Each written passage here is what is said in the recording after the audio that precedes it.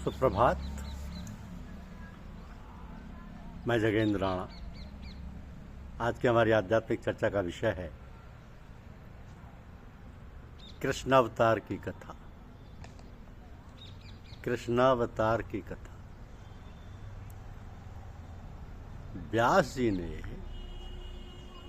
राजा जन्मे जी से भगवान श्री हरि के कृष्णावतार की कथा सुनाते हुए कहा कि हे राजन, द्वापर युग में पृथ्वी पर जरासंध, शिशुपाल, काशीराज, कंस, रुक्मी और नरकासुर जैसे पापाचारी शासक हो गए थे। तो उनके पाप भार से व्यथित होकर पृथ्वी ब्रह्मा जी और इंद्र सहित भगवान विष्णु के पास गई। भगवान विष्णु ने ब्रह्मा जी से कहा कि हे ब्रह्मन, हम सब भगवती के अधीन है, तो हमें उन्हीं पराम्बा भगवती योगमाया की शरण में जाना चाहिए। उनके ऐसा कहने पर देवताओं ने भगवती का श्रद्धा भक्ति पूर्वक स्मरण किया। उनके स्मरण करते ही भगवती ने उन्हें प्रत्यक्ष दर्शन देकर अपनी शक्ति से श्री कृष्ण और अर्जुन को निमित्त बनाकर पृथ्वी का भार दूर करने का आश्वासन दिया।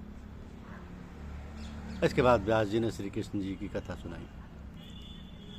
तो स्वयं साक्षात परमात्मा ने पृथ्वी का भार उतारने के लिए कंस के कारागार में अवतार लिया और विभिन्न प्रकार की लीलाएं की।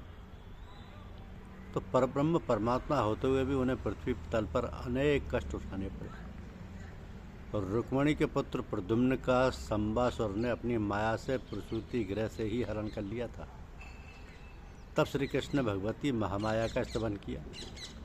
उनकी स्तुति से प्रसन्न होकर जगदम्बा ने उन्हें दर्शन दिया और कहा कि 16 वर्ष बाद तुम्हारा पुत्र संबासुर को मारकर तुम्हारे पास स्वयं वापस आ जाएगा। ऐसा कहकर भगवती अंतर्धान हो गई। अब रुक्मणी के पुत्र प्रद्युम्न के बाद जाम्बवती ने भी वैसे ही पुत्र प्राप्ति के लिए भगवान श्री कृष्ण से कहा। इस पर श्री कृष्ण ने भगवान शंकर की तपस्या की, जिससे प्रसन्न होकर भगवान शंकर ने उन्हें प्रत्येक रानी से 10 पुत्र होने का वरदान दिया। तत्पश्चात भगवती पार्वती ने कहा कि हे कृष्ण, संसार में आप सर्वश्रेष्ठ ग्रस्त होंगे। 100 वर्ष व्यतीत होने पर एक विप्र तथा गांधारी के श्राप के कारण आपके कुल का नाश हो जाएगा और आप अपने भाई बलराम के साथ ये शरीर छोड़कर दिव्य लोक का प्रयाण करेंगे। आपको भविष्य के विषय में किसी प्रकार की चिंता नहीं करनी चाहिए, क्योंकि अवश्यंभावी घटनाओं का कोई भी प्रतिकार संभव नहीं है। ऐसा कहकर भगवान शिव समस्त देवताओं तथा पार्वती सहित अंतर्धान हो गए।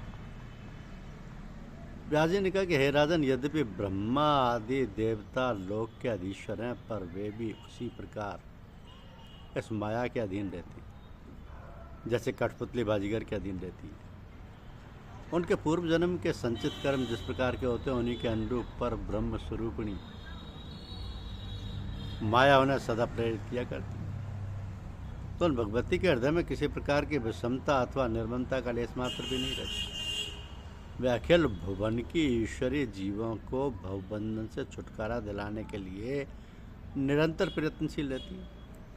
निर्मल अंतःकरण वाले ऋषिगण उन्हीं आत्मस्वरूपिणी भगवती का अपने हृदय में आत्म साक्षात्कार करके भवबंधन से मुक्त हुए।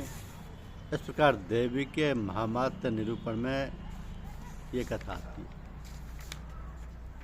तो देवराज इंद्र ने धर्मपुत्र नरनारायण का तप करते देखकर उन्हें विविध प्रलोभन दिए थे तथा मोहिनी माया से भयभीत कराना चाहता, परंतु वे अविचल रहे।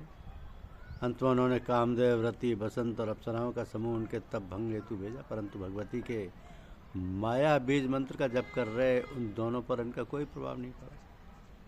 बल्कि अप्सराओं के गर्भ को भंग करने के लिए नारायण ने अनुपम सुंदरी उर्वशी की सृष्टि कर दी। इतना ही नहीं, उन्होंने स्वर्ग से आई 16,050 अप्सराओं की सेवा के लिए उतनी अप्सराएं और उत्पन्न कर दी। तो स्वर्ग से आई अप्सराओं ने मुनि नारायण का रूप और प्रभाव देखकर मोहित हो उनसे प्रार्थना की कि हे नाथ, अब आप हम सबके पति बन जाएं। इस पर नारायण ने कहा, इस जन्म में तो संभव नहीं है, परंतु कृष्णावतार में तुम्हारी मनोकामना पूरी होगी। तो अहंकार, राग, द्वेष देवताओं को ही नहीं, ऋषि मुनियों को भी बाधित करता है। इस अहंकार के कारण तपस्वी नर नारायण, परम वैष्णव भक्त प्रहलाद में 1000 दिव्य वर्षों तक भयंकर युद्ध हुआ। अंत में भगवान विष्णु ने आकर प्रहलाद को नरनारायण का परिचय दिया। वस्तुतः इस संसार का मूल कारण ही अहंकार है। उसी कारण युद्ध होते हैं, राजस और तामस अहंकार के कारण कलह होते हैं। इस संसार चक्र का परिवर्तन भी अहंकार के ही कारण होता है।